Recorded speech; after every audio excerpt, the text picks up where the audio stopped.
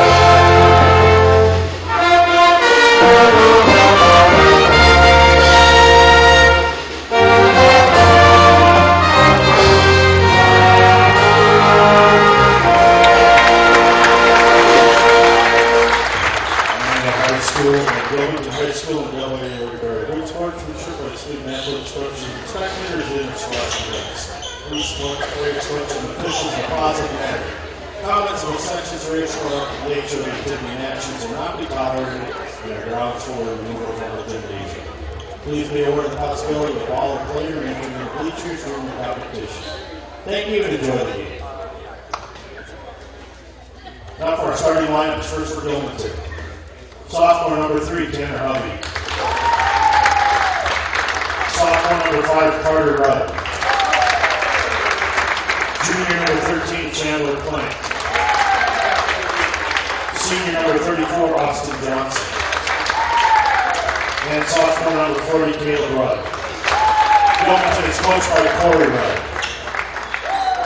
And now for your Lancers. Junior number 12, Jordan Rooks. Junior number 14, Levi Schaller. Sophomore number 20, Seth Miller. Senior number 40, David Hine. And senior number 42, John Gamble. Coached by Tom Williams, assistant by Joe Lauer, John Ryan.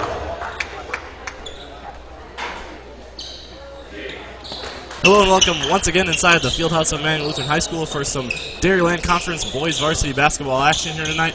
It'll be your Eau Claire Emmanuel Lutheran Lancers taking on the Panthers of Gilmanton here tonight. Thank you for tuning in. This is Gunny Sippert, accompanied by James Shazer. Same as always, second to last guaranteed home game of the year for the Lancers. We'll see how they fare against Gilmanton tonight. Same starting 5 as the Pacelli game for Emmanuel, and the same starting 5 as the first time these teams played for Gilmanton. We'll have more on that game in a little bit.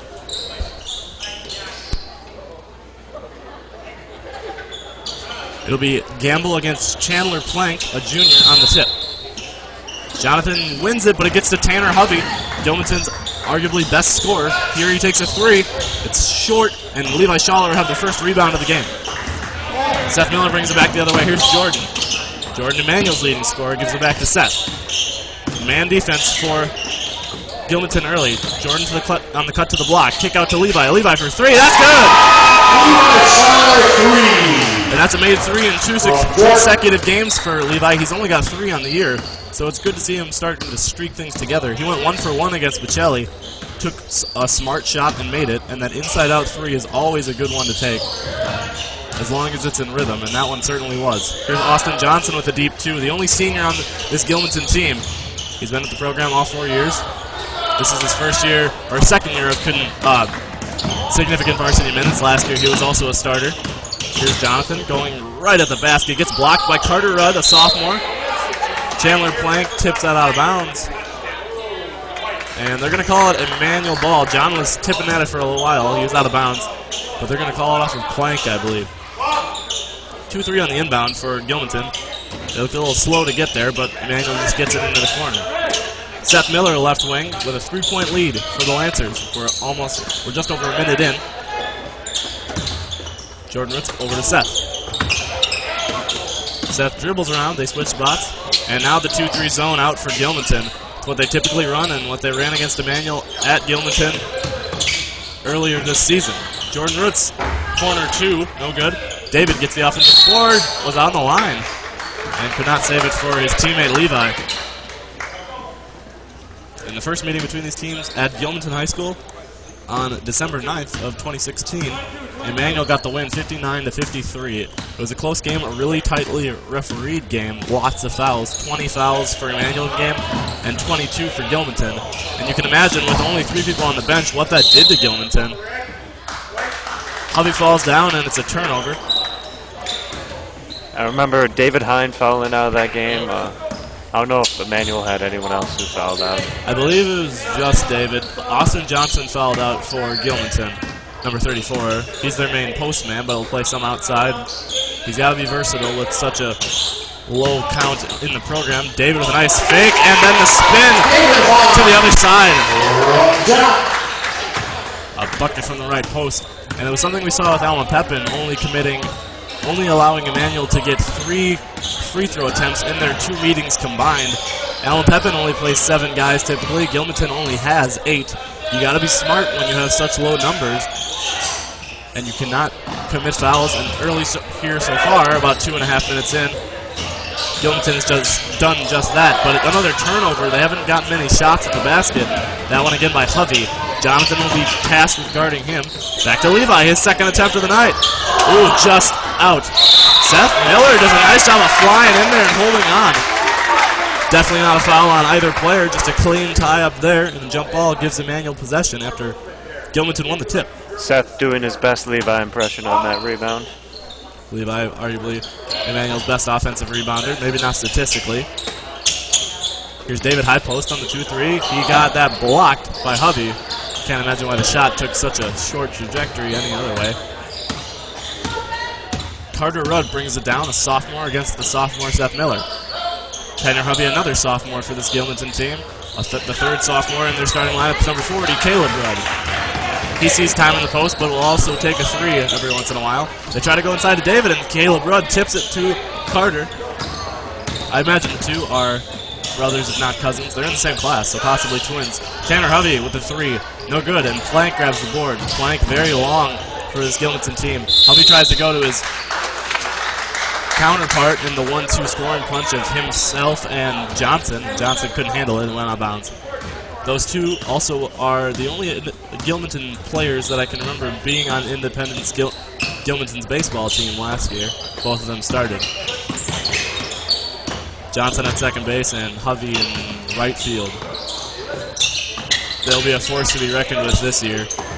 But right now, we're in the basketball season, and David Hine with a tough layup.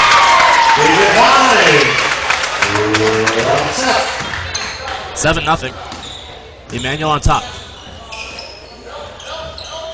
At the end of one period of play, as Caleb Rudd takes the 3, no good, and it looks like Emmanuel tracked down the rebound.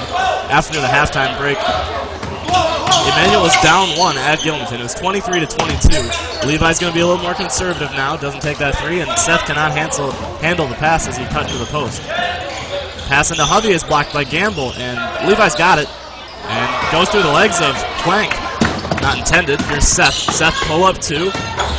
Good looking shot there, but he can't make it. Levi offensive board and 1. Levi showing it to the line, and the first foul of the game will come for Gilmanton.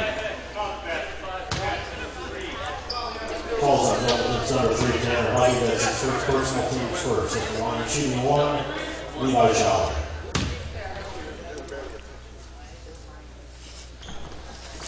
Levi, one of Emmanuel's best free throw shooters, makes that there. Press up for Emmanuel, 1-2-1-1 zone. They get it to Hovey, leaking out from Johnson. Levi on the year has shot 68% from the line, just about. And now the first foul for Emmanuel, it's on David Hine. That'll be a shooting foul, I believe, and Tanner Hovey, one of the first free throw attempts for Gilmanton. At the line shooting 2, Tanner Hovey. So early here, Schaller with 6 and Hine with 4. Gilmanton's Hovey trying to get their first point, and he does.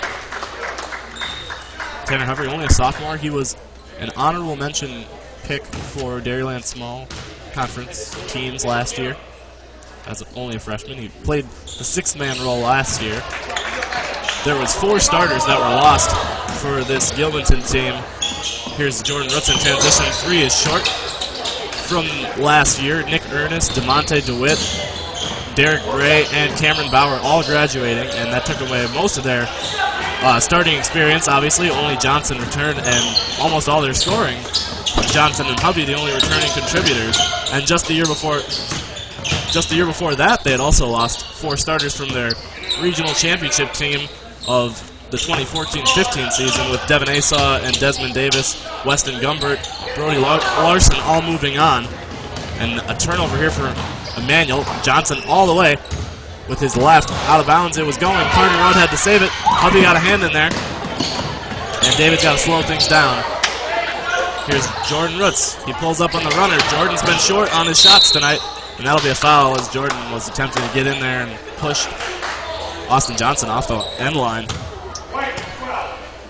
Falls on Emmanuel's number 12, Jordan Roots. His first personal team seconds. Checking in for Gilmanton, number 20, Cody Serum. In for the Lexers, number 22, Henry Lau. Cody Serum, the first sub of the game for Gilmanton. Caleb Rudd goes off, and Henry Lau on for Emmanuel. Levi Schaller going off with the leading scorer total on the night. He's got 6. He had 7 in the game against Pacelli, so looking for Levi to pass that. Jonathan's going to be physical with Hovey. He's not going to let an underclassman get by him in the post. John's an experienced varsity defender. 3 years of defending top players and 3.5 of defending, or 4 really, defending good players. Ben Nauman in.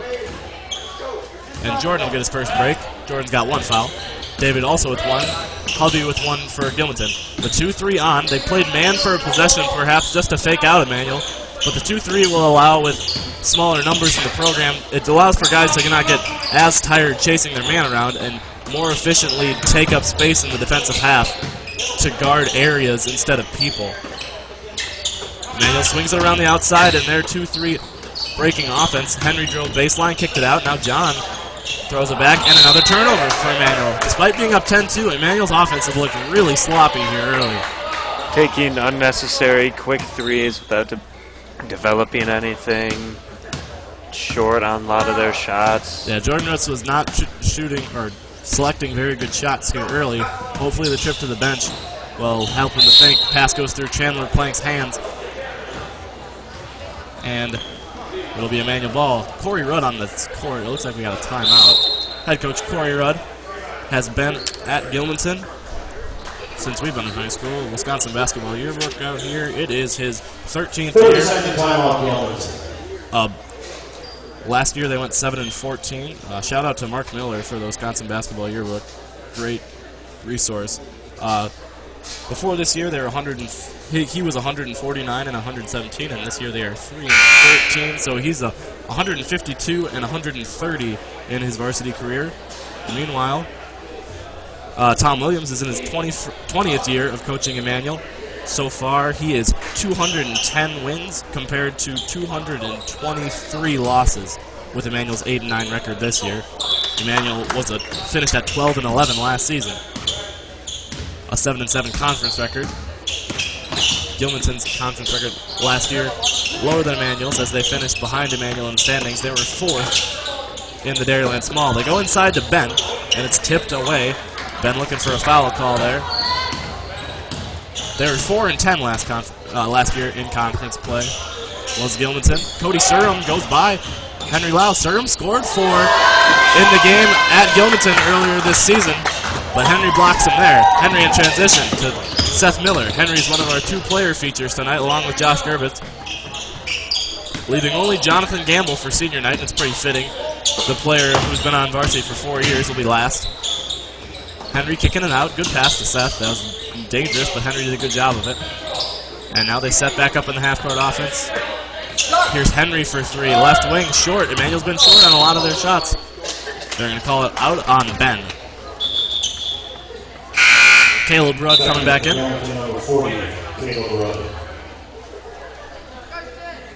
in that game. Henry Lau, it was really kind of his coming out week that week. Earlier in the week against Independence, he scored 19.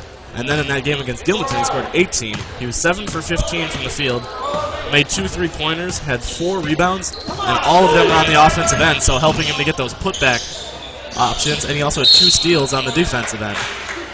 Seth reaching in there, and Emmanuel looking pretty sloppy. Just they're fortunate that Gilmanton hasn't been able to get good shots up there. Schaller in for Seth. Seth, in his 3rd game back from injury, he's looked really good in the first 2 games back. He scored his season-high 13 against Independence last Thursday. And then against Pacelli, he only had 5 points, but he had 9 rebounds. He hadn't had more than 4 rebounds in any game prior to that. 7 on the defensive end, 2 offensive. Austin Johnson and 1, and David Hine is baffled up the foul call. David seems to get into a lot of foul trouble when it comes to Gilmanton. Just something about him. Full-time Manuals number 40, David Hine. That's his 2nd personal. At the line, shooting 1, Austin Johnson.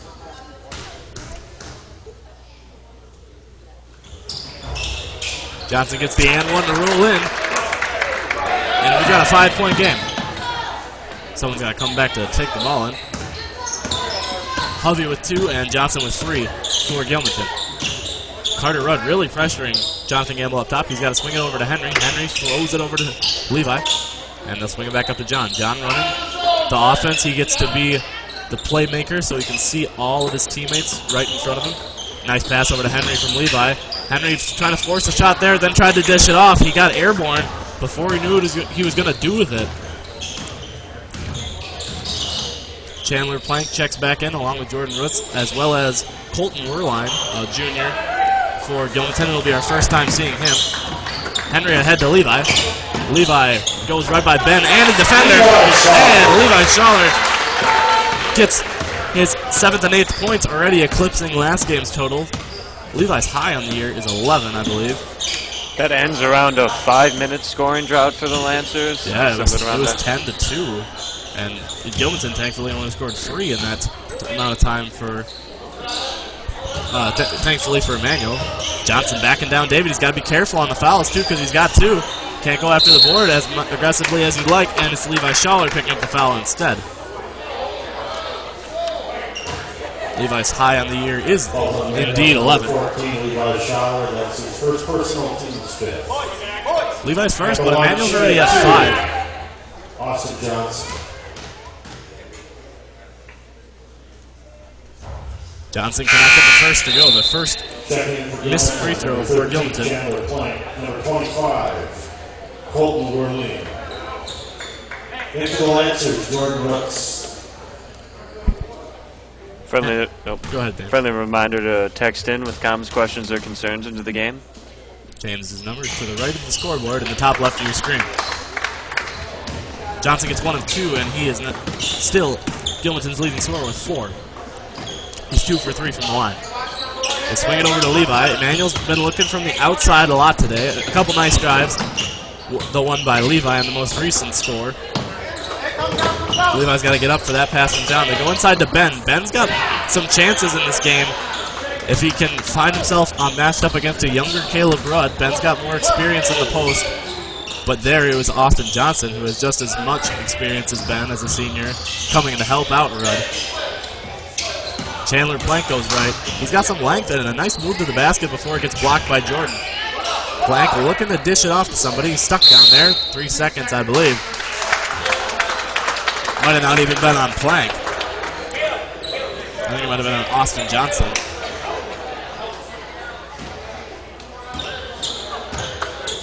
Bringing it down will be Jordan. Jordan swings it over to John. And they work it around to Levi. Now skip pass to John. The key of this swinging it around is either to find an open shot like that for Levi. No good, but Ben will have a chance at the rebound. Hovey gets after it and secures it. It looks like it went off of Levi.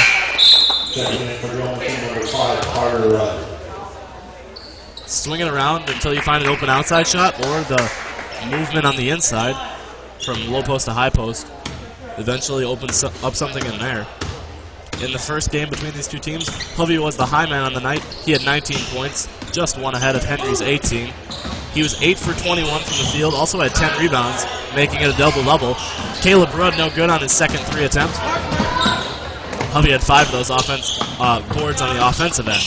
They swing around to Levi. Levi looking into David. Good look. David puts one up. Tries to go off the board. Nice board by Ben Nauman. And he's fouled down low. Good work from Ben. Falls on Gilmanton's number 34, Austin Johnson. That's his first personal, team second. Johnson's first. Checking into the line 2, Seth Miller, Henry Lau. Ben really won the battle there on the boards. And looked good doing it. And the 3 up for Henry Lau. Or excuse me, Levi Schaller. I had my head down, and that is my fault. That is a strange inbound play. They just had Henry line up on the 3 and everyone else stay away from him. Pass it into Levi, he puts up the shot. I didn't get to see it. I was too busy looking for Ben's rebounding totals in the last game against Gilmanton. What I actually had down was that he had 2 blocks in that game, his high on the year. Plank kicks it out to Werline. Colton Werline for 3! Lefty shot there, Crane. Werline,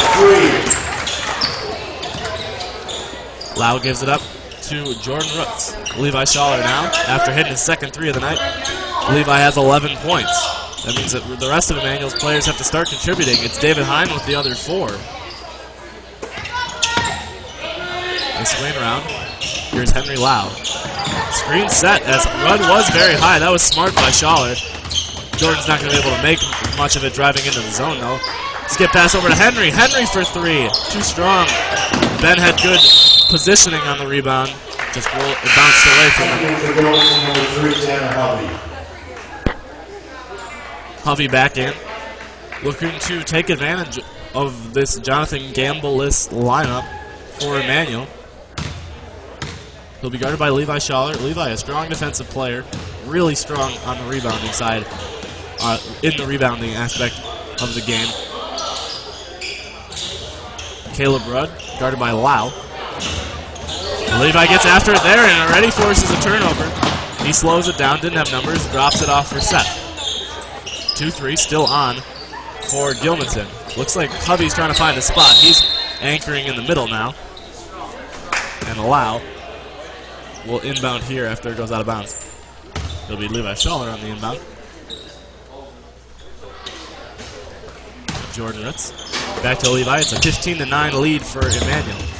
Seth Miller in the deep corner. Jordan Ritz for 3, looking to get his first of the night. Can't get it to go. Nice board by Levi. Seth Miller driving. Travels before the shot gets up. Nice look there for Seth. Just took too many steps before the shot got up.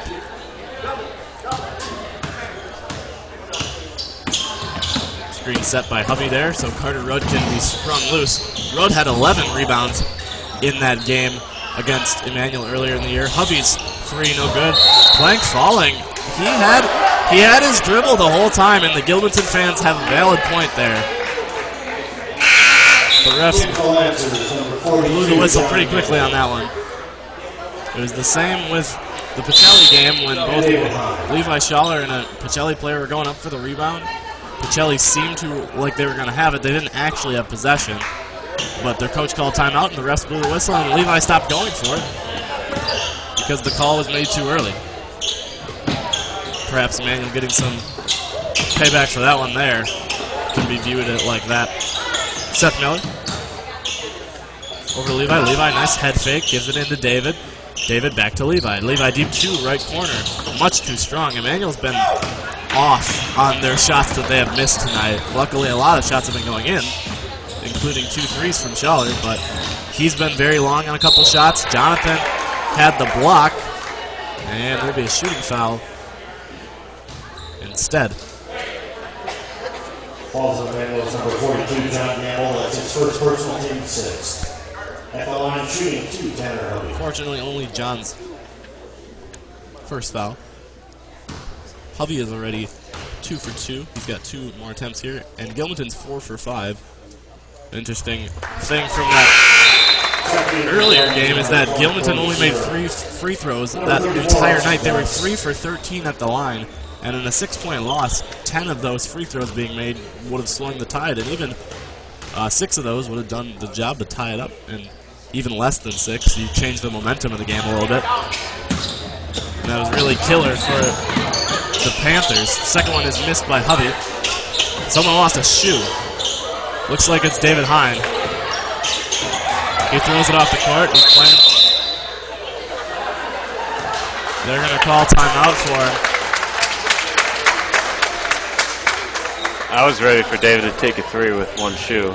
I don't know why they stopped play. David seemed to be willing to play without it. He literally tossed it out. And now they're going to take him out of the game. That is just a shame. Maybe his lace broke. That has happened before with David. Had to get Coach Radical his sophomore year. shoelace. Yep, and Coach Radical gave him his shoelace. Inbound for Seth here. John cuts into left block. Nice, strong inbound play. John can't get it to go, though. Getting back on Hovey. Hovey with a nice crossover. John sticking with him, though. Austin Johnson open for 3. It might roll in here. Can't get it in. And a foul by Hovey. Flying all over the place there. Hovey's kind of got a little bit of controlled frustration right now. Looking pretty upset, but not letting it affect his demeanor too much. Seth Miller will bring the ball down for Emmanuel. Seth has yet to find the score sheet, as have any Lancers not named Schaller or Hine. Schaller's got 11, Hine with 4, and for Gilmanton it's Hovey with 3, as Seth knocks down that 3. Gilmanton has 3 scores as well as Emmanuel's 3, and they've got 1 player with just a 3-pointer. That was Colton Werline, and then Austin Johnson and Tanner Hovey doing the rest of the damage. It's an 18-10 game. Emmanuel on top. Hovey gets the ball. Steps back on Gambler. Hovey's looking to score here. Gives it up to Plank, though. Surum looking for Carter Rudd. Rudd gives it up to Hovey, right corner. He drives in, past a couple of Lancers. John tips it and blocks it out of bounds. Got a hello from the Bartles all the way down in Texas. Good to hear. Thank you for tuning in. Gilmanton fans, you are encouraged to text in if you're watching too. We greatly appreciate the text from the road fans as well. Carter Rudd, much too strong on the 3. And Seth Miller gets the rebound. Seth has been rebounding great since he's been back from injury. He had 5 in the game against Independence, if I'm not mistaken, and then he had 9 against Pacelli. Jonathan gets fouled. Really aggressive there was Cody Surum. Falls on Gilmanton's number 5, Carter Rudd. That's his first personal team score. Foul will be given to Rudd, though.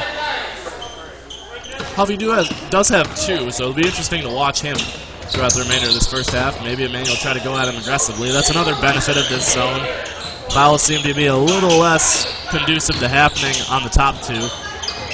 Jordan Roots with a nice jump shot for 2. Jordan's first points of the night, and Emmanuel is doubling up Gilmanton 20-10. Austin Johnson will run the point here. They'll send Hovey to the left corner. Johnson's going to give it to him. Now they run Rudd on a cut. They get it to him. Rudd goes right by. Rudd should have had that layup. He knocks it loose from Levi. Now Levi gets after it, and a jump ball will be called. It'll stick with Gilmanton. A little frustrating for Levi as he had that board. Carter Rudd came down on him and knocked it out with the fist. Jared Meyer in for the first time in this game, and now you've seen all 8 Gilmanton players take the floor. Meyer number 33. Inbounding to Hovey. Hovey dead now at the ball. Carter Rudd has it. Travels to the floor. And will be called for the travel.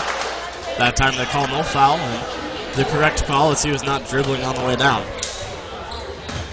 Many turnovers for both teams here in this first half.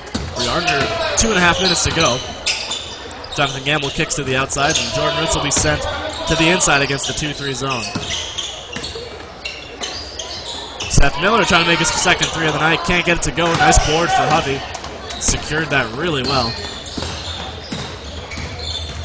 Hovey's seemingly a really great athlete and will be a player to watch in the years to come, as he's only a sophomore. He's already the leading scorer on his team. He was second in scoring last year, I believe, even though he was a sixth man, only behind Nick Ernest. Three from Hovey is knocked down from the top of the key. I think Jonathan is really focused on not letting him get to the basket, and Hovey makes his first outside shot of the night.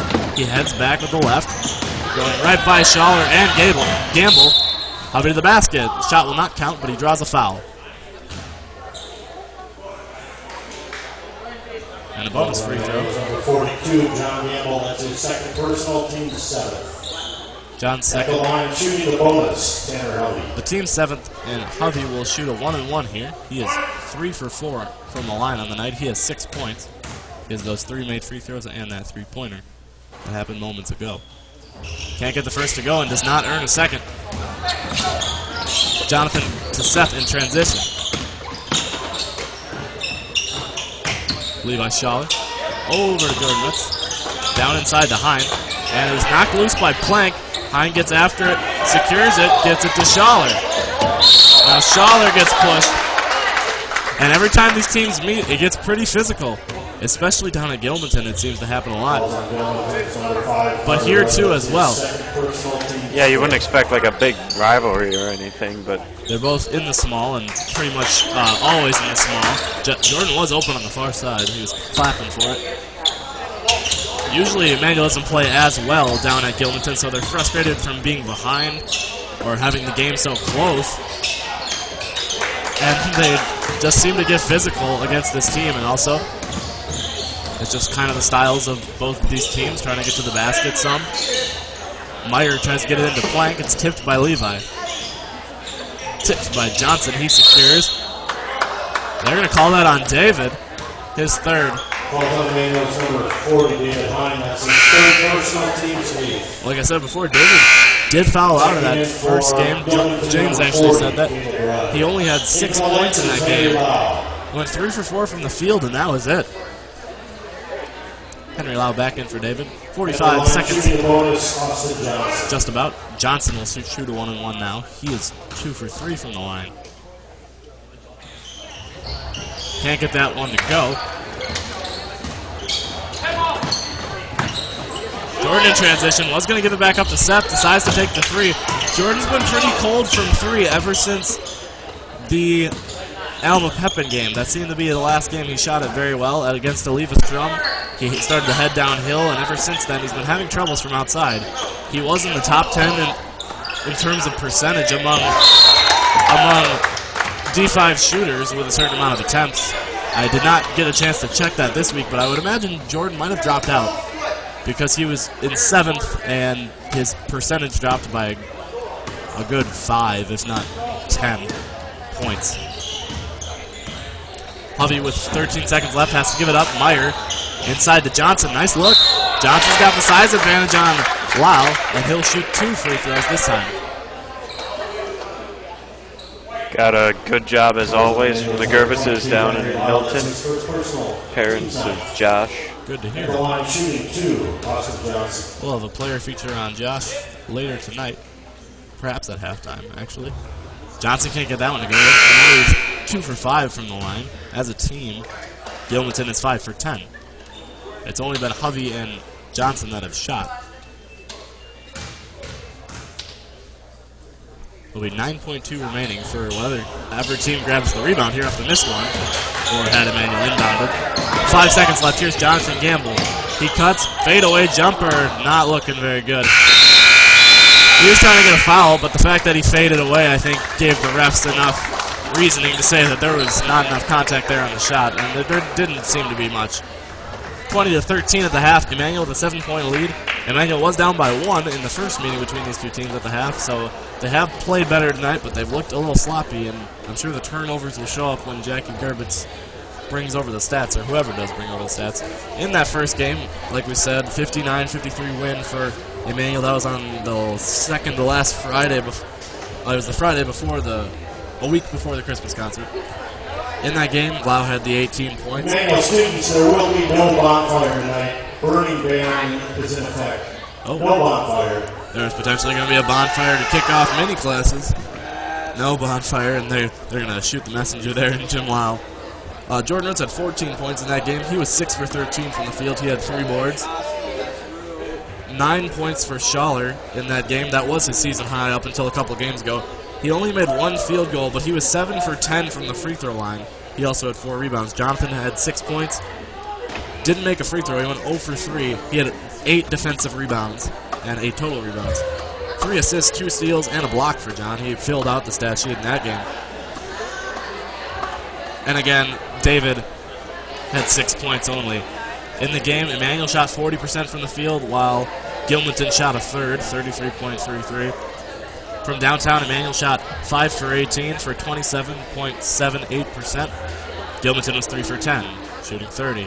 From the line, Emmanuel shot better than their opponent for one of the few times this year. They were 10 for 23, still under 500. They're 43.48, but Gilmanton shot 3 for 13, at making that 23.08. On the rebounding aspect of the game, Gilmanton destroyed Emmanuel on the boards. They had 44 rebounds compared to Emmanuel's 28 in that game. 21 offensive to Emmanuel's 9, 23 defensive to Emmanuel's 19. 10 assists for Gilmanton, 10 turnovers for them, 6 steals, 1 block, and 22 fouls, like I mentioned before. Emmanuel had 7 assists, 13 turnovers, 5 steals, 3 blocks, and 20 fouls. In that first half, Emmanuel had 4 offensive rebounds, and they did not tally up the defensive ones. 12 defensive rebounds, so 16 total. That's a pretty good pace for Emmanuel, on pace for 32. Jonathan had 4. Levi Schaller had 6. That's where I should have started. Lau and Nauman with 2. Miller and Roots with 1 apiece. Assists, Emmanuel had 6. Jordan Roots and Seth Miller with 2 each. Schaller and Gamble with 1. Turnovers, Levi Schaller and Seth had 3. Henry had 2. For Gilmanton, they had 3 offensive rebounds, 7 defensive, so Emmanuel winning on the boards right now. Emmanuel also winning in the assist-to-turnover ratio. Their 7 and 8 is much better than Gilmanton's 1 and 15.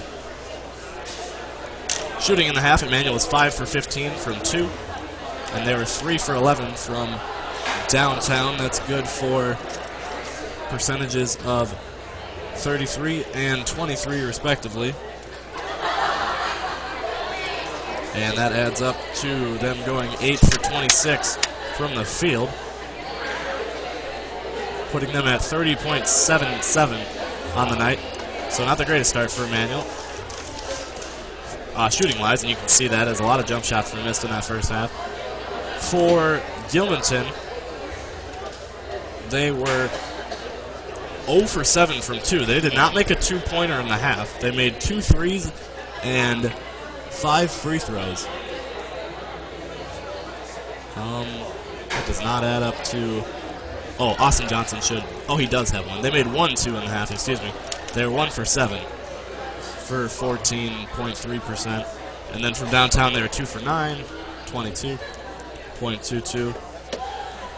And altogether, that made them 3 for 16 from the field, 18.8. And they were 5 for 10 from the line, shooting 500. Emmanuel from the line was 1 for 1. It was just Levi Schaller on the and 1. Seems like they struggle to get to the line some games, especially against teams with low numbers. 7 steals for Emmanuel. Levi Schaller and John Gamble with 2. Hine, Roots, and Lau with 1, that being Jordan Roots. 2 blocks for Emmanuel. Henry Lau with 1. Levi Schaller with 1. I believe Jonathan Gamble also had 1. It was a tip more so down on the offensive end, but I recall seeing it as Hovey drove to the basket. And for Gilmanton, they had 6 steals and 4 blocks. And those are your stats from the statisticians. Dan Lau, Jackie Gerbitz, and Stephen Krause filling in for Sean Lillo tonight. Thank you to them. And as we get back to this game, a 20-13 lead for Emmanuel at the half. These teams' most recent games.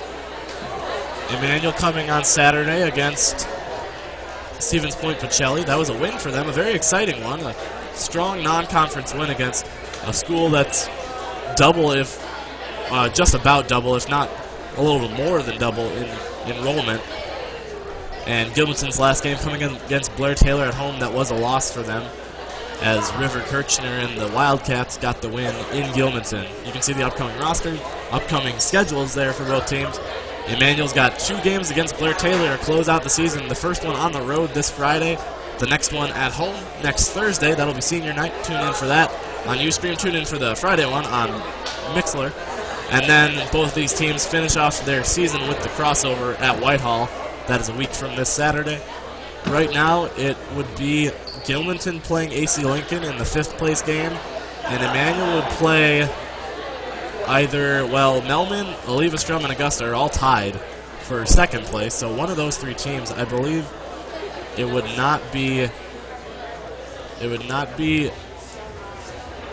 Oliva right now, but obviously that's going to play out throughout the rest of the season. Upcoming schedule for Gilmanton.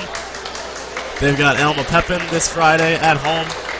Then they travel to Independence next Monday. Emmanuel is the only team off in the Dairyland next Monday. And then they host Whitehall. That game is non-conference next Thursday. They already played Whitehall once in the year, and only one of the matchups between a small and large team can count for the conference record. You can see the stats scrolling through for the Blair Taylor, Gilmanton, and Pacelli Emmanuel games. Those should have gone through at least once by now, so hopefully you got a chance to see those. If you didn't, go back to YouTube on the archive. After this game is over, it'll be soon uploaded. Shouldn't take more than an hour. And you can just watch that back if you would like to see the stats from each team's most recent games. Speaking of Dairyland schedules, past scores and tonight and upcoming. Last Thursday's scores we showed you on Saturday. Those are just for refreshing your memory. The only game on Saturday was Emmanuel beating Pacelli. Last night, there were 2 games, one conference, one non-conference. Alma Pepin beat Blair Taylor on the road by 23, so Alma Pepin further solidifies their path to being Dairyland small champions, and the presumptive Dairyland large champions, CFC, had a pretty close non-conference game with luck. They won 70-61 at home. And then tonight, other games in the Dairyland include in the small, Indy is at Alma Pepin. Blair Taylor has the night off. CFC is at Olivestrom. That is a very important game. CFC's final 3 games in conference, I'm not sure if they have another non-conference game, are against the 3 teams that are tied for 2nd. They go to Olivestrom on Tuesday, then they host Augusta on Friday, and then they host Melman next Monday. So even though they're 3 games ahead, if they lost all of those games, theoretically one of those 3 teams could pull ahead of CFC for 1st in conference. They have not clinched it yet, is another way to say it. AC Lincoln's at Melman, Whitehall is at Augusta tonight. On Thursday, the only game is Independence against New Auburn, a non-conference matchup. Then Friday is another full slate. Emmanuel at Blair Taylor, Gilmanton hosts Alma Pepin, Melman at Whitehall, Augusta at CFC, Olivestrom at AC Lincoln. It is Independence getting the night off. Then next Monday, Blair Taylor at Alma Pepin, Gilmanton, Independence. Good matchup between the 2 teams. They co-op for basically, I think, everything except basketball. So they're co-op in football, baseball, track, softball. So it's kind of a cool rivalry there between two towns and 2 schools. Olivestrom at Augusta. That game's pretty big. Olivestrom won the first one, 58-50. That was before Christmas break. And that was in Olivestrom. Augusta obviously is tied with Olivestrom for 2nd right now and could use that win. Melman does not play either of those teams anymore. They are done. They beat Oliva twice and split with Augusta. Melman travels to CFC, though, for their final conference game of the year on Monday. And then next Thursday, Blair Taylor comes here for senior night against Emmanuel, and Whitehall travels to Gilmanton in that non-conference game I mentioned earlier.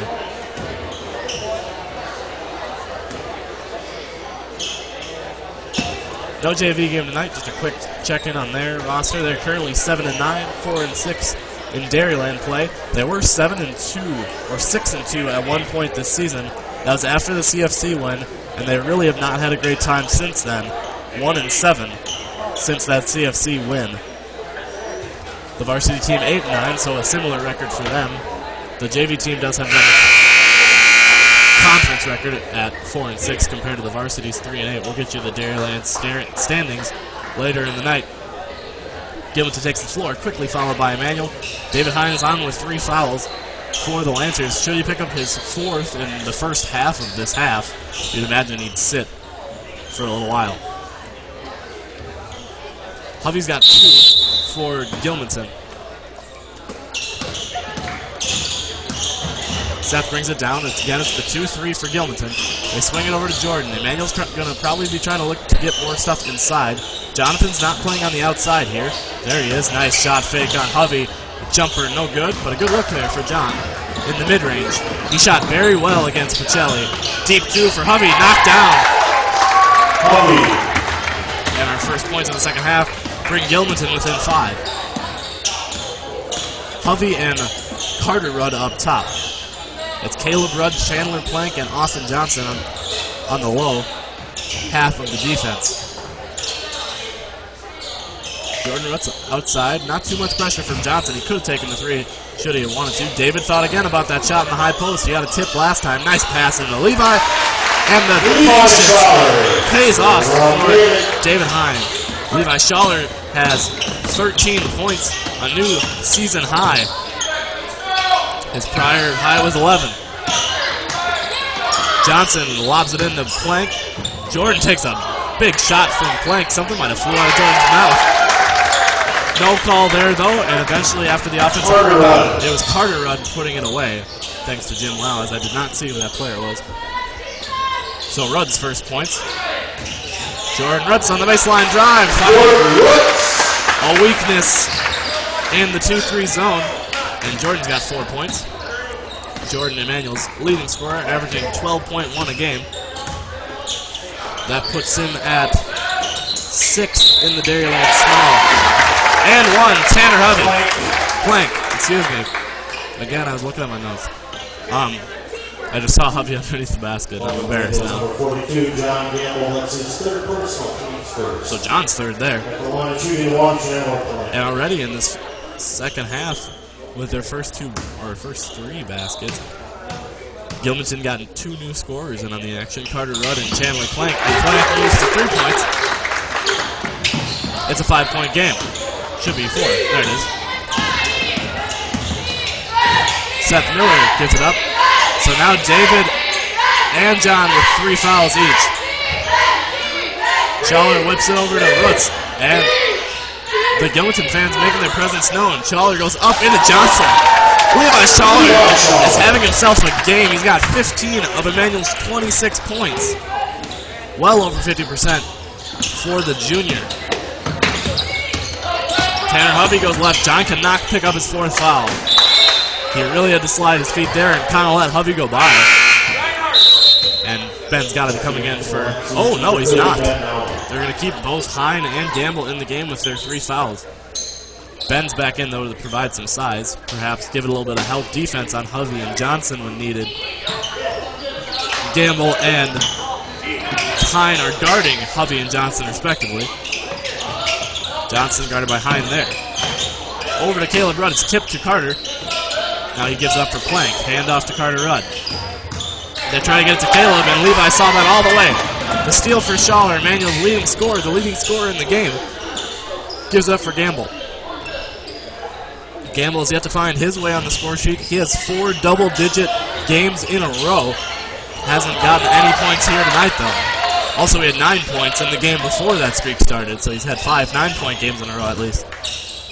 Into Nauman they go. Nauman also travels, but gives it up to Schaller nicely. And Levi Schaller's having himself a day against this Gilmanton defense. He really likes going against that 2-3 zone, and I can kind of remember that from playing with him last year on the JV team. He really excels out on the wing there. He can also play the post against the 2-3. Not sure what's happening here. Technical on Gilmanton. Levi will shoot. I wonder if Jim Lau will specify, at least to the players. Falls on Gilmanton's number 13, Chandler Plank. Is on Plank. At the line shooting 2, Levi Schaller. So Levi shooting with nobody there. That means the technical, and they'll have possession after these free throws. Misses the first. It's obviously a little daunting to take the free throws with nobody there. A little different, at least. Levi with Emmanuel's only attempts on the night. He's 1 for 2. Makes the second. And Emmanuel had possession.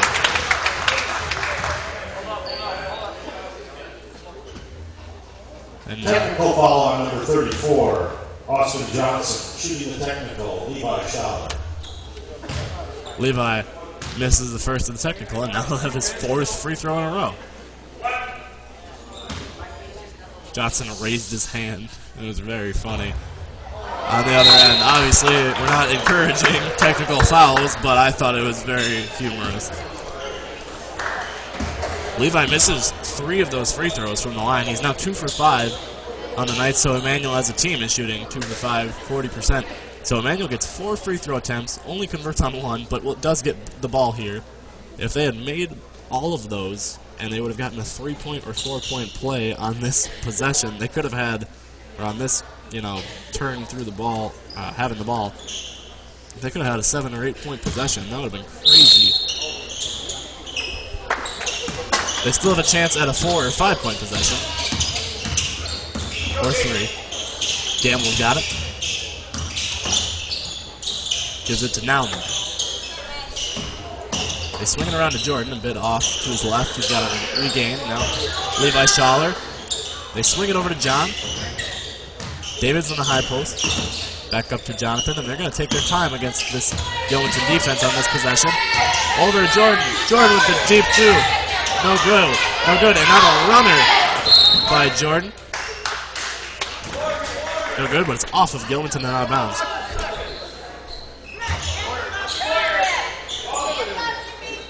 Emmanuel flattens out. They get it to David. Trying to look for Ben to post up. That's the goal of that inbounds play, typically. And the pass got tipped, though, on the way to Levi.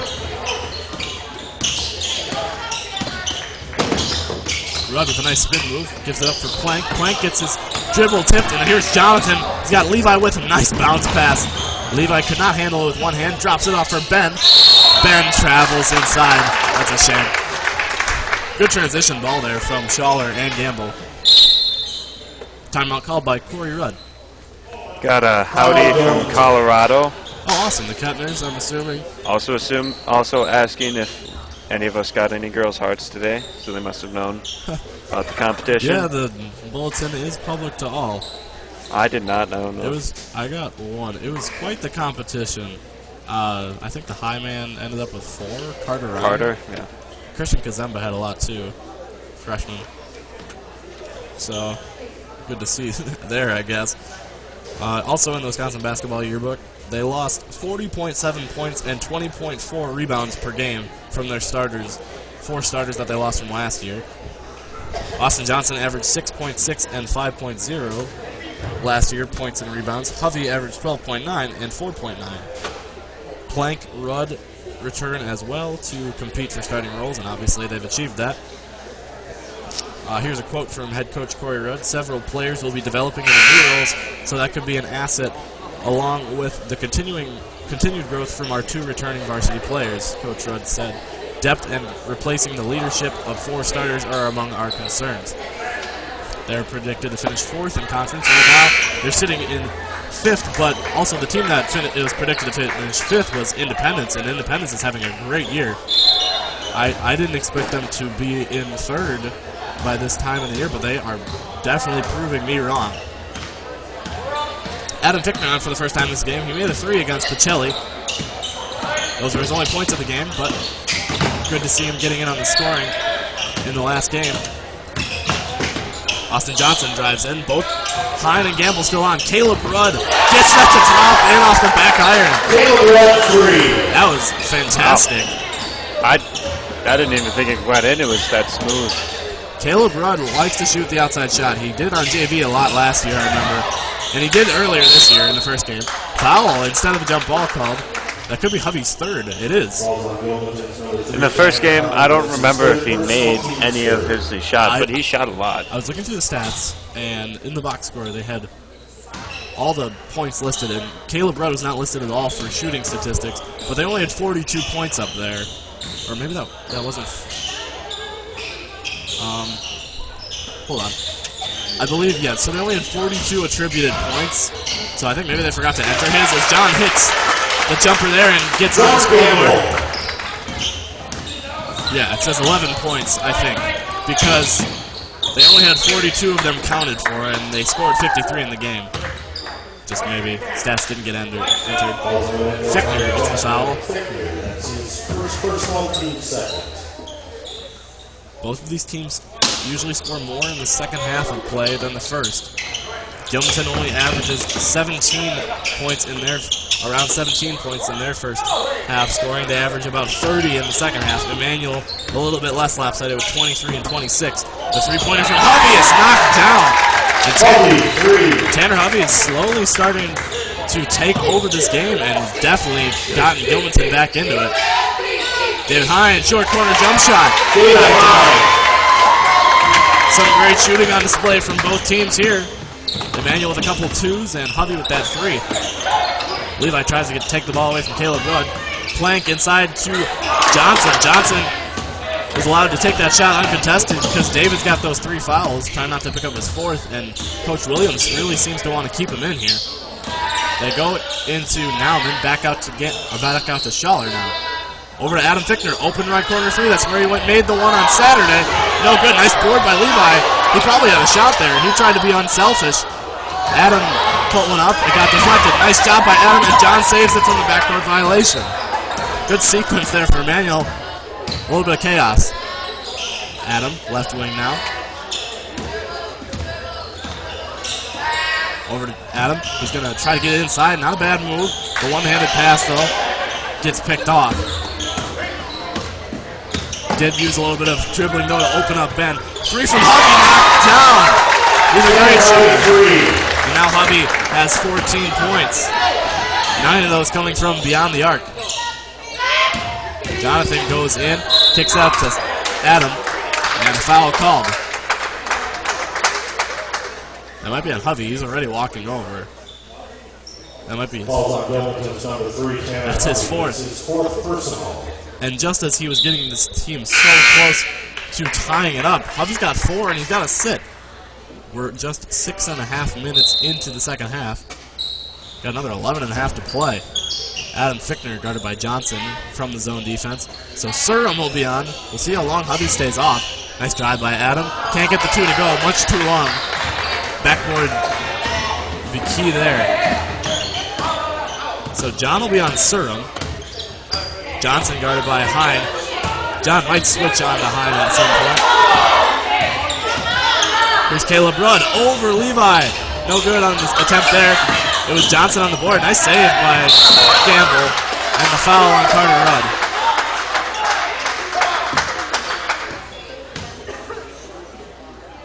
Falls on number 5, Carter Rudd. It's his 3rd personal, team's 5th. Good show of sportsmanship there as John and Austin Johnson were falling down. John kind of fell on top of him before passing it to a teammate.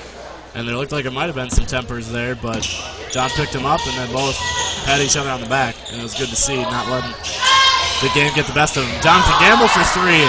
No good. He made his first one against Gilmanton, Independence last Thursday. That would have been his first home 3. If he made it. He fakes it there. Almost falls over. Here's Ben Nauman. Ben with the jumper. Ben Nauman almost makes it. David wrestles away a rebound. Can't get it to go. David had broken free of all that contact.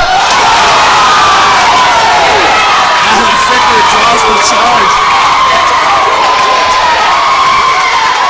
And the Gilmanton fans were irate. It was the combination of that and it being so dramatic. I couldn't see it all because it was blocked by our little desk up here in the booth. But James got it on camera. Obviously, you saw it at home. But yeah, just as far as Adam flew, Emmanuel fans were like ecstatic that he got the charge on that because it was so violent. But also, I believe the Gilmanton fans did not think he had his feet set. He travels there, and they will get that call. 31-29, and the game is so close. Of course, the fans are going to be that into it. So that was the 4th foul. 4th foul on Carter Rudd. So both of Gilmanton's top 2 guards have 4 fouls, and they're both on the bench right now. Surham and Werline are in. But Gilmanton's still only down by 2. Austin Johnson nearly ties it up there. Nice outlet pass from Nauman to Rooks, but Jordan doesn't have anybody with him.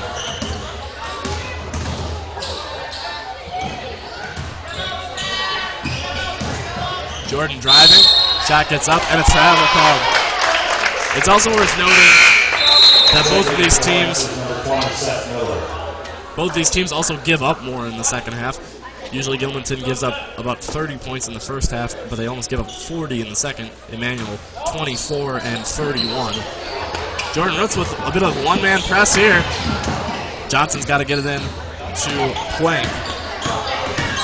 Plank accelerates, gets in there, and misses the shot, but gets fouled. Number 30, that's his first personal team's third. Ben's first, so no harm done there, or at least not too much for Emmanuel. David had to throw something off onto the stage.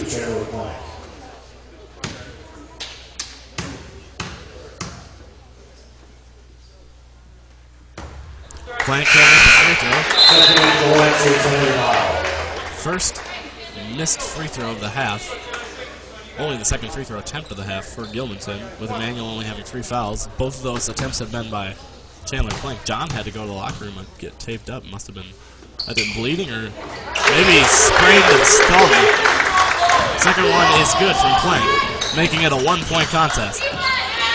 Gilmanton with 2 of their key starters off the floor right now, but Emmanuel also with one of theirs off. Jonathan Gamble kind of nursing a minor injury, it looks like. The pass in from Henry got picked off. I couldn't see what happened there. Plank driving, missing the shot. Seth Miller back the other way. Seth gives to Henry. Henry takes the right corner 3.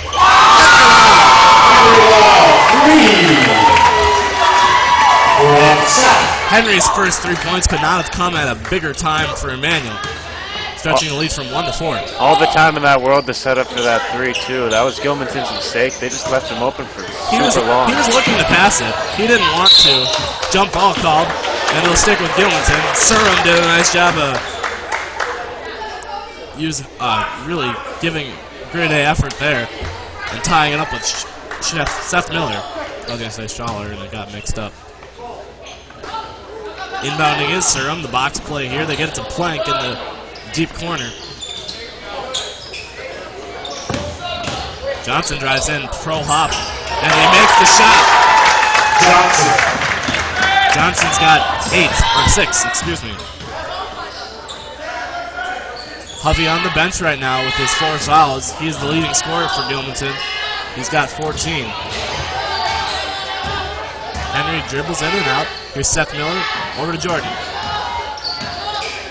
Jordan over to Henry. Henry takes the 3 again. They don't close out on him.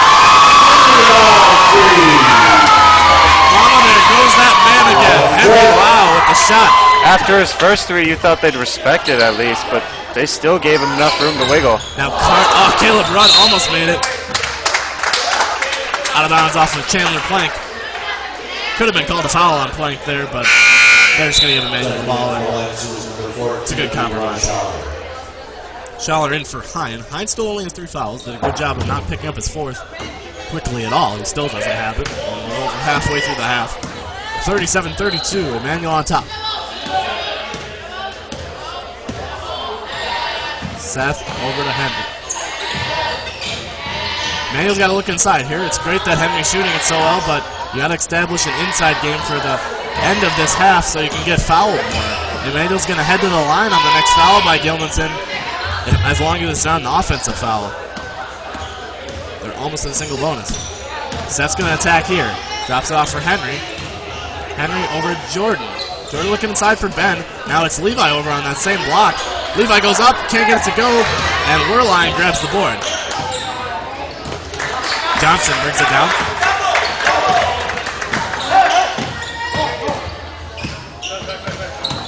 Man defense for Emmanuel. They've been running it almost all night. Johnson kicks it out to Plank. Plank to Caleb Rudd. Rudd for 3. No good. As soon as one of those drops, offensive rebound. Austin Johnson. And timeout called by Corey Rudd. Now Johnson's got 8 points. In that first game between these 2 teams, Johnson had 9 rebounds. 6 of those were offensive. And I imagine at least some of those helped him get to 12 points on the night. He was 5 for 14 from the field. He only made one three-pointer, so one of those four twos surely came on second chance opportunity, you figure. Does a great job of getting in on the boards. He is second in the Dairyland Small, only behind Caden Hockey in rebounds per game. He averages 9.6. Hockey's at 11.7. Hockey, that mark is at 11th overall in the state. Johnson's at 61st in the state. Isaac Poppy of Independence is after him with 9.1, and then two more Gilmanton guys, 7.2 for Hovey and 7.1 for Plank in the 4th and 5th slots. So they've got 3 of the top 5 rebounders in the Dairyland Small. Blair Tyler doesn't record rebounds, though, so they've got 3 of the top 5 among 4 teams, which is still very decent. Pass from Loud, and now a nice feed from Loud. Ben couldn't get it to go, though. We'll stick with Emmanuel, though. 3-point lead for the Lancers here with 6:46 remaining in the game. Another tight one between the Panthers and Lancers. Jordan open in the right corner. Jordan's three no good. He's been off all night. Hasn't made a three-pointer yet. That's the inbound play they ran before with Levi getting the open three. There wasn't the distraction, though, I noticed, like Henry was on the last one. Nice drive in by Johnson, but it's stolen. Johnson flies on the floor. Here's Roots. He gives it up for Loud. And they don't get a shot out of that down low. Here's Roots pulling in for a jump shot. Very good from 2 tonight. That's his 3rd made 2-pointer. He's got 6 points. While Jordan is Emmanuel's leading scorer, it's nice to see him kind of taking a night off from averaging or getting over 10. I mean, he might still, but 6 points. And the other players have really come to help out. 39-34. Surm on the drive, throws up a wild shot. Roots can't get the board, but Nauman's got it. To Schaller goes Ben, and now to Jordan in transition. Hovey is at the scorer's table, ready to come back in. Timeout for Tom Williams. Other leading stat getters in the small include in points, Caden Hockey with 27.7. That is 8th in the state, but among all players, all divisions. Points per game average. River Kirchner of Blair Taylor averaging 20.7. Ben Miller of Alma Pepin 3rd with 16.9. Hovey is 4th with 14.5. Johnson 12.5 a game for 5th. Jordan Roots has 12.1. He is in 6th. Isaac Poppy 11.5 of Independence. Sam Killian with 10.9. Then Presley Monzis of Independence, all 3 of those. He has 10.8.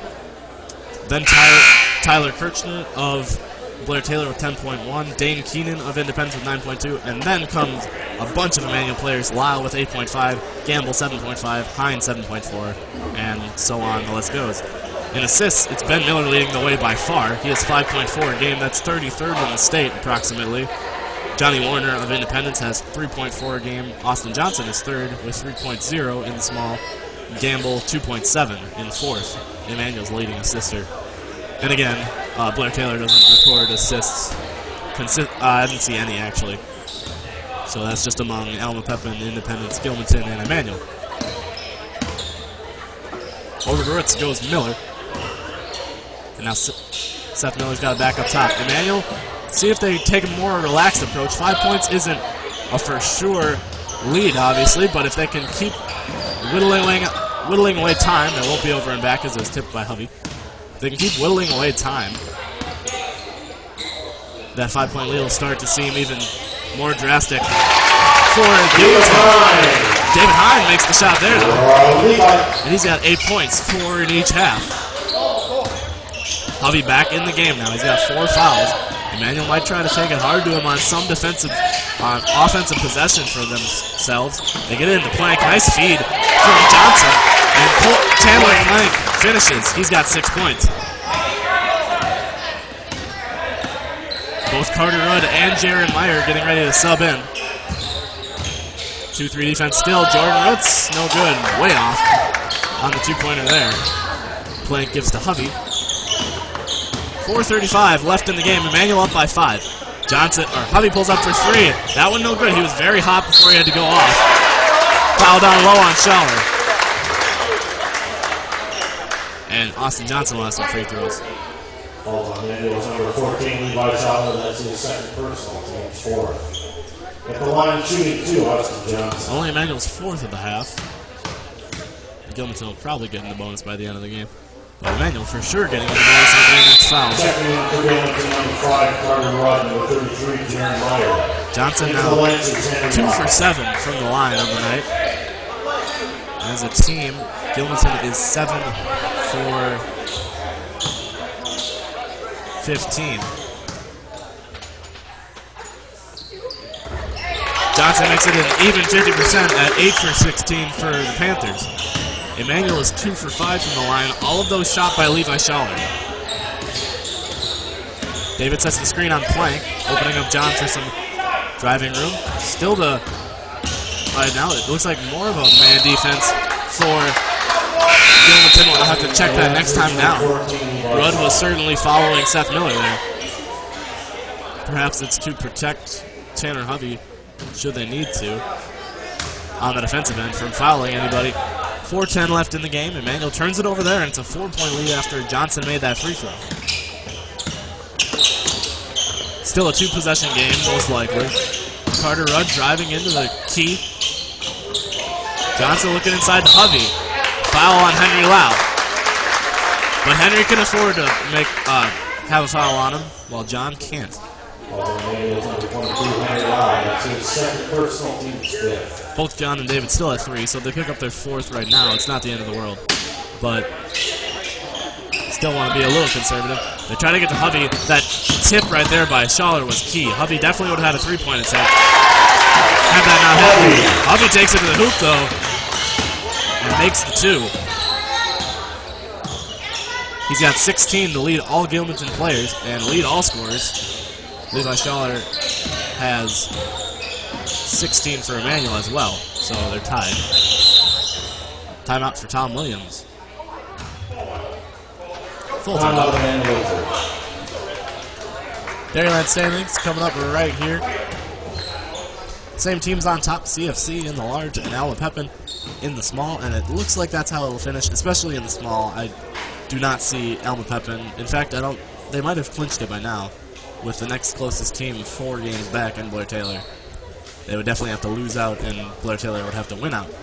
Emmanuel's hopes at a conference championship for this year, I believe, are dashed, as they're 5 games back. In the large, though, it's a little interesting, because CFC plays those 3 teams tied for second. They play them all in their final 3 games, so should they drop all 3, who knows? And AC Lincoln is behind those 3 teams. They're playing very good basketball lately. They're 7-11 overall, 5-7 in the Dairyland. That was 1-8 overall at one point, so they are 6-3 since then. And Whitehall is in 6th in the large. It looks like Whitehall will probably not be playing at the crossover. One team's always got to be the odd team out, because we've got 11 in the conference. I don't think they can catch Lincoln at this point. You can see Emmanuel and Gilmanton in 4th and 5th, respectively. Gilmanton, or Independence, Blair Taylor, and Alma Pepin on top of them. Gilmanton is 7 games back of first place Alma Pepin. So the crossover would be at Whitehall, but Whitehall might not play. That's true, yeah. Whitehall didn't get to play last year, but it was at Oliva Strum. It wasn't that weird. I remember when they called out all conference players, though. I think it was Jackson Standifer. He was in the stands for Whitehall watching. He was the only all-conference pick they had. But he came down and, you know, he was just in his regular street clothes, probably with a Whitehall t-shirt on. Yeah, that's a little weird. I hadn't thought about that. It's just kind of like they're hosting the other 10 teams in the conference. Jonathan gets it into Henry. 3 minutes, 20 seconds left in this ballgame. It's a 2-point lead for Emmanuel. Kick to David in the corner. Jonathan over to Henry. Henry drives baseline. Nice drive by Henry. Wow, Schaller with the offensive rebound. And Levi Schaller finishes and pulls into the scoring lead yet again. He's got 18, his high on the season. By far. Prior high was 11. Carter Rudd hasn't had many chances to shoot tonight. Here's Hovey. David closing out a little late, but he misses. Miller had one hand tied up. Both players to the floor there, and Rudd and Hine. Great effort from both teams. Almost over and back. Oh, I did not see that.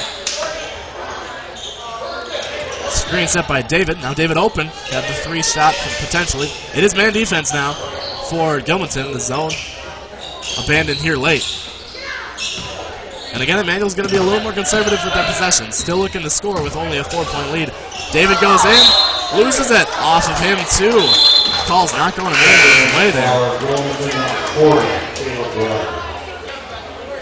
Jaron Meyer goes off for Caleb Rudd.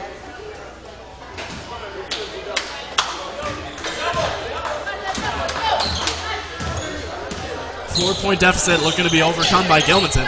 They'll be looking to get the ball to Hovey, or perhaps Johnson. Johnson hasn't taken too many outside shots since the first half. Carter Rudd gives it up for Johnson. Johnson goes left. Takes the shot, goes up, cannot get it to go. Rebound, fortunately, bounces to David. And now that finally that seventh foul comes, and David will shoot a 1-and-1. First player other than Levi Schaller to shoot free throws for Emmanuel. 34. Austin Johnson, that's his third personal. Team seventh. David, a very good free throw shooter. Just behind Levi in terms of percentage among players who have shot a certain amount, a significant amount. 63.41 is his shooting percentage coming into this right here. Big shot right here, has to earn the second. And David Hine doing a great job from the line there.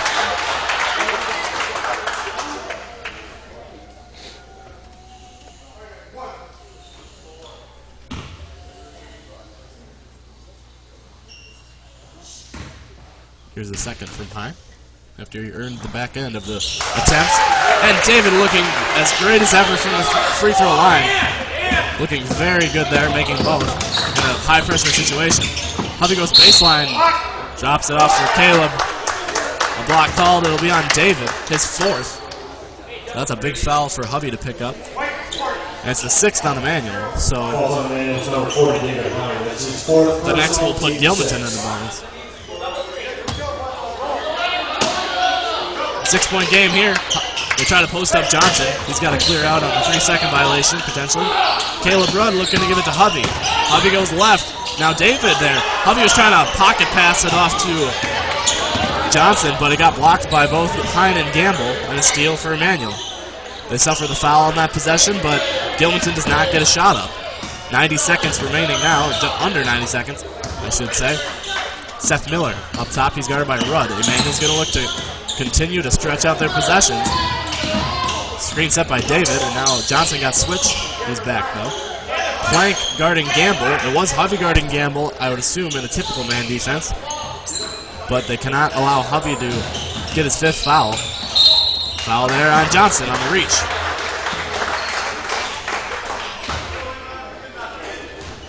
Emmanuel will now shoot. Number 34, Austin Johnson. That's his fourth personal, team's eight. Johnson's At fourth. the line for Emmanuel shooting the bonus, Levi Schaller. Levi 2 for 5 tonight.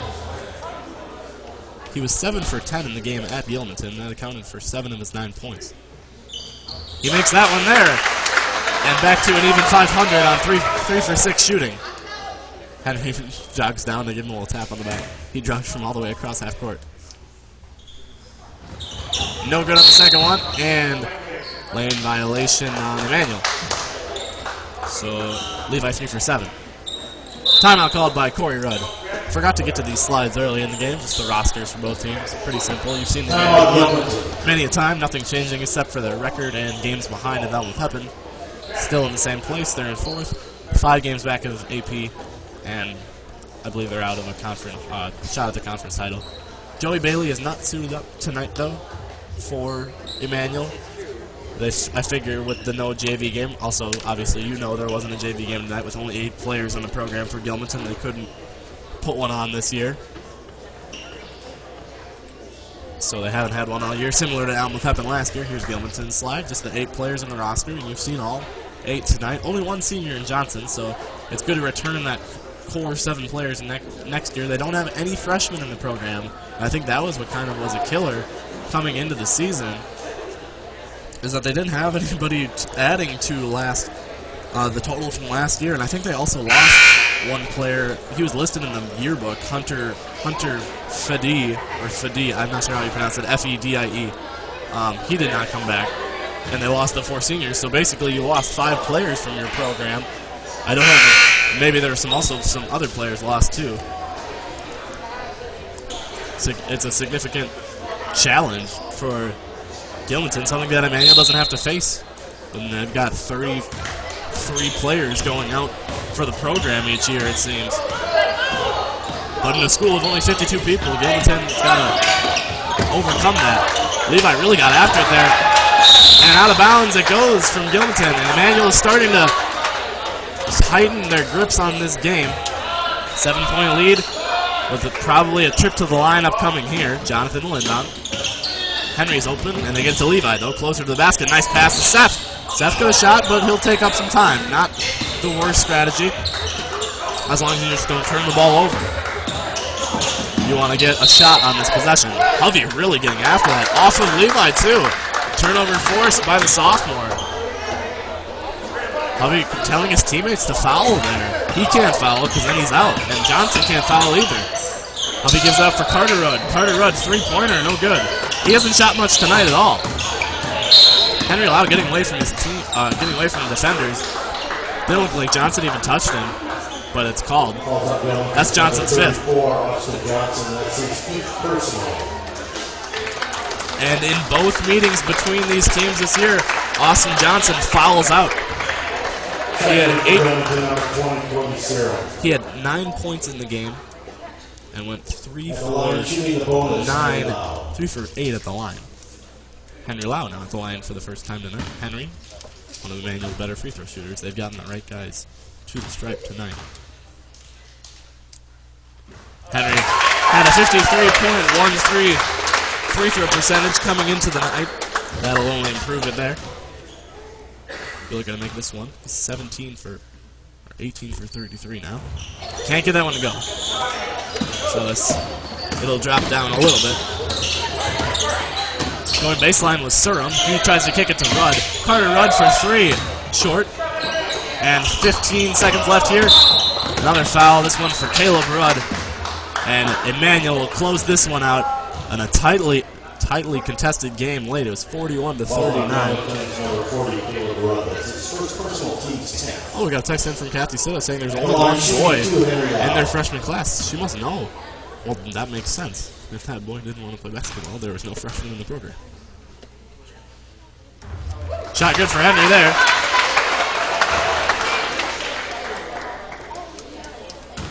Gilmanton, I believe, is the 6th smallest school in the state. Smallest high school. That is WIAA. Henry is 3 for 4 from the line, and his free throws will ice this game out for Emmanuel. 10-point lead. They'll have a shot to score here. Surham goes to the basket, makes it past David for his first points of the night. And Levi Scheller will hold it. And Emmanuel gets an 8-point victory here over Gilmanton. They move to 4-8 in conference, and they're back to 500. 9-9 overall are your Eau Claire Emmanuel Lutheran Lancers. And we'll have recap as soon as the stats get here. We've got 2 player features to get to, and I'm really dreading it. Let's get this plug in now, though. Upcoming broadcasts. These are not technically in order if you read from top to bottom. But on Friday, we are at Blake Taylor.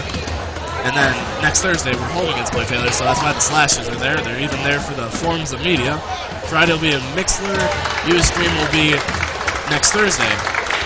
On Ustream, there will be the JV game. Mixler, we will not be doing the JV game. Expect that. Oh, on the news. Thank you, Kathy Sitto. It was on the news that they only had one boy in the freshman class. Yeah, so the Mixler game will be starting around 7:15. Tune in for senior night as well. The girls are the 9 seed in their regional. I believe a regional of 16 teams. So they are at the 8 seed Oliva Strum next Tuesday. We have to get approval for that game to be broadcasted. We need to pay the WIA a fee just like we did for volleyball.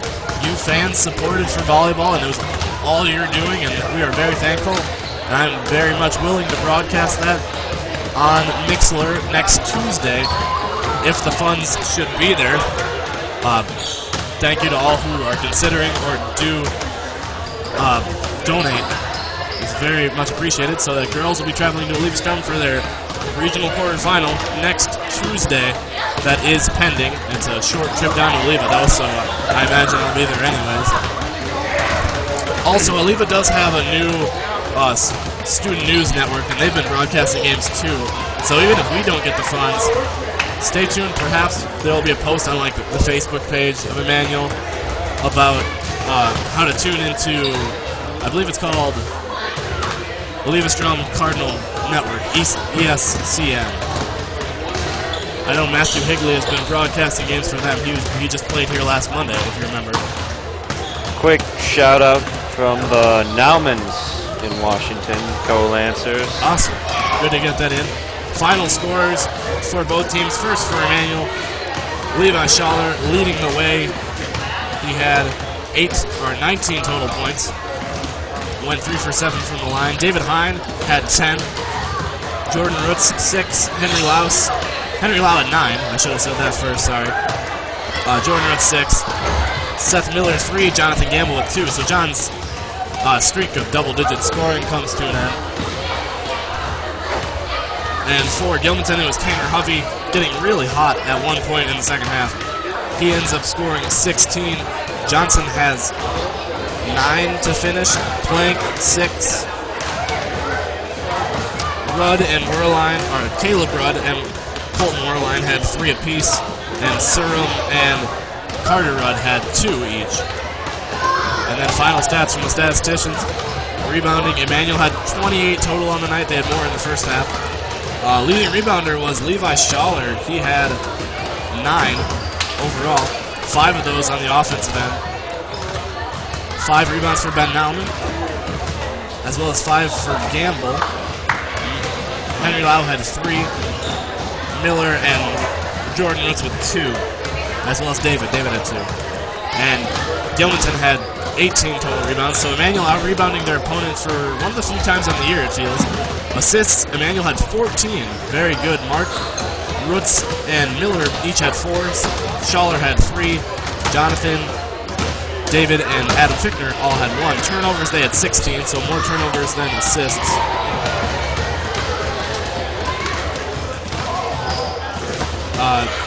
Levi Schaller had 4 turnovers, Seth with 4, Henry with 3, Ben 2, David, Jordan, Adam all with 1.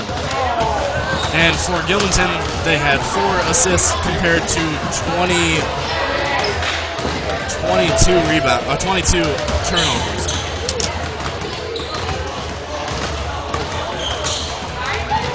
From the field, Emmanuel was 13 for 35 from 2, good for 37%, 5 for 16 from downtown for 31%. Overall from the field, they shot 18 for 51, 35.29. A decent night. It didn't feel that low, but it was decently low. And Gilmanton from the field, from 2, they shot 10 for 19. They really picked it up in the second half after going 1 for 7 in the first. 52.6 from downtown. They were 5 for 20, good for 25%. From the line, Gilmanton finished 8 for 16, 50%. Emmanuel was 8 for 13, higher than Gilmanton. They were 61.5, one of their best free throw shooting nights of the year. 11 steals for Emmanuel. Jonathan Gamble and Levi Schaller leading away with 3. Hine and Roots with 2. Henry Lau with 1. Blocks for Emmanuel. Just the 3 from the first half. Schaller, Lau, and Gamble all with 1. 9 steals and 6 blocks for the Panthers. So they outblocked Emmanuel, but Emmanuel had more steals. All right, thank you to the statisticians for that. We'll get to our player features here. First off, Henry Lau. Very much a surprise for Emmanuel this year. He was actually splitting time with the JV squad earlier in the season. Didn't play in Emmanuel's first game against Cornell. Then came in against Spring Valley and Elma Pepin and scored like 5 points in each game. 5 and 4, I think. Or 4 and 5 or something. And then he started to get a full-time role after he scored. Must have been that next game against Independence. He scored 19 and then 18 against Gilmanton the first time around, and then he's been on the varsity team ever since. You can pause this on YouTube. We're not going to stick on it for too much. Obviously, you can't read all the stats, but watch it back on YouTube once it's uploaded and pause it, and you can look at Henry's stats from prior games. He is Emmanuel's second leading scorer. He's averaging 8.5 points per game, and he also averages 2 3/4 rebounds. And then our second player feature, I gotta load something else, is on Josh Gerbitz. Josh has not seen too much varsity action this year. He's only played in 6 of the 18 games, so only a third of them. And he's only scored 4 points on the year, but as 6 seniors will be graduating this year again, he's going to be one of the only returning posts to this varsity team. So he's versatile, and he'll be given a big opportunity. Will be given a shot to compete for a starting role next year as a 6-foot forward/center. And again, if you want to just pause this on YouTube, once it's uploaded, you can check it out. Josh Gerbitz has been thriving on JV this year, so if you have tuned into those games, you've seen him play and gotten to see what his game is all about. He's been scoring very much for that, a lot for that team. And just look out for him next year on the varsity team, as he'll be featured in more of a major role. And that'll be it for our player features on the night. Other stats, just quick things from the large. Kane Korger's averaging 22.4 points for Augusta. That is 42nd in the state. Eric Christopherson, 21.2. Matthew Higley, 18.2. Brandon Simmons, 16.1. Nate Urell with 14 a game. Nick Thorsill of CFC is the leading rebounder in the large with 9.2. And the leading assister is Kane Korger of Augusta again with 5.6. He's also 4th in rebounding, so he's like everywhere. He's also the leading stealer and 4th in blocks. So he's really having a phenomenal year for the Beavers. I believe that's all I had. The leader in steals in the small is Isaac Poppy of Independence, and Caden Hockey of Allen Pepin leads in blocks per game for the Dairyland Small. We'll bring you up inside of the booth, but good win for Emmanuel as they've won 2 in a row for the first time since break, I believe. They haven't won 2 in a row since the string of 3, which was Independence and Gilmanton the first time around, and then Mankato. So it's good to see them stringing a couple wins here together, and moving back to 500, and potentially they're in a tie with Independence now. It depends on how Indy's game goes tonight. I believe they play. I can't remember off the top of my head now. But, so they'll move into a tie for 3rd and hopefully move up by the time the crossover moves around and play in a higher place game.